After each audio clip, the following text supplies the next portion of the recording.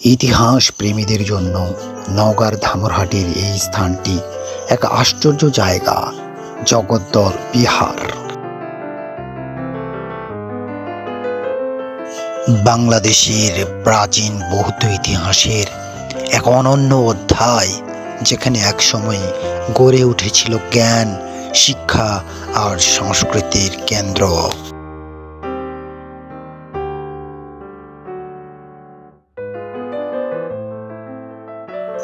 পাল রাজাদের শাসনামলে প্রায় 1000 বছর আগে এই বিহারটি প্রতিষ্ঠা করেন রাজারাম পাল।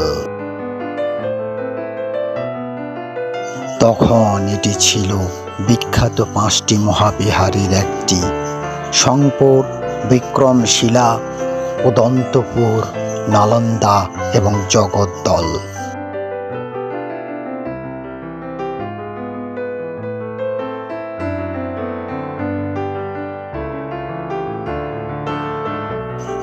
বলা হয় এখানেই বহু ধর্মগ্রন্থ রচিত হয়েছিল এবং বৌদ্ধ ধর্মের বজ্রযান শাখার প্রসার ঘটেছিল।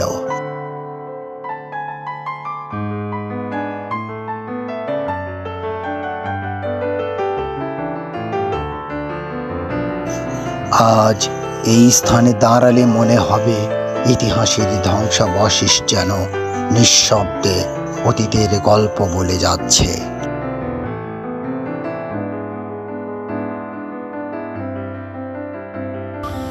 গাইস, আমরা জগদ্দল বৌদ্ধ বিহারে দাঁড়িয়ে আছি। এটি নওগাঁ জেলায় অবস্থিত, ধামরহাট এলাকার মধ্যে।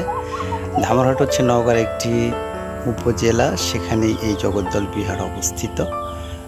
প্রাগৈতিহাসিককালে বিশাল একটি প্রাচীন তত্ত্ব এটি বহন করছে এবং এখানে জগদ্দল বিহারে একসময় বিশ্ববিদ্যালয় ছিল। এ ধরনের বিশ্ববিদ্যালয় এই জগদ্দলে রয়েছে পার্শ্বে মহাস্থানগড়ে, অর্থাৎ সেখানে বাসুবিহার রয়েছে। এছাড়া রয়েছে পাহাড়পুর বৌদ্ধ বিহার, যেটি এর পাশে অবস্থিত। আর একটি রয়েছে, সেটি হচ্ছে সীতাকোট, যেটি দিনাজপুরে অবস্থিত। চারপাশে শান্ত নির্জনতা, পাখির ডাক আর ইটের ভগ্ন প্রাচীরের ফাঁকে সময়ের ছোঁয়া।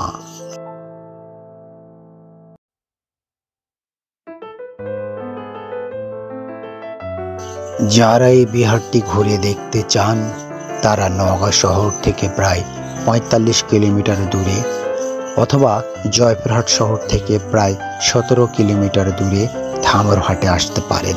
এখানে আছে এখন সুন্দরভাবে পরিবেশে আমি রাখছি, যার কারণে লোকজন নিরাপত্তায় সুন্দর ভালো দেখতে পাচ্ছে।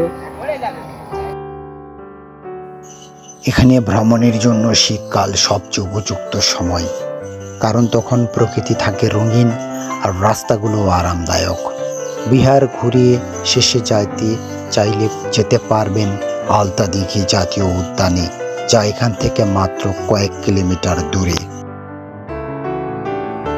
ভিডিওটি যদি ভালো লাগে তাহলে লাইক, কমেন্ট, শেয়ার এবং সাবস্ক্রাইব করতে ভুলবেন না।